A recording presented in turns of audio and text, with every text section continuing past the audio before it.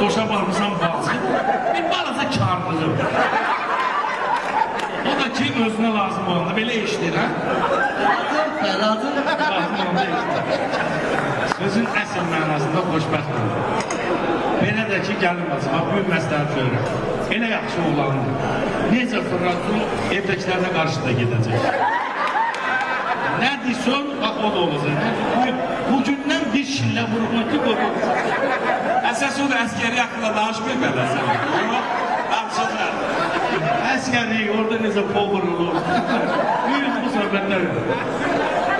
Ağına var, palyok dolu verir. O bizim, çox özür istəyirəm, bu bizim bu şəhərlərin daxili mətbəxinin zarafatları idi. Xoşbəxt olasınız, oğullu şahlı olasınız inşallah. Necə deyim, kövrəlməmişdir. Biz mühümlər bəxtiyarı itirdik.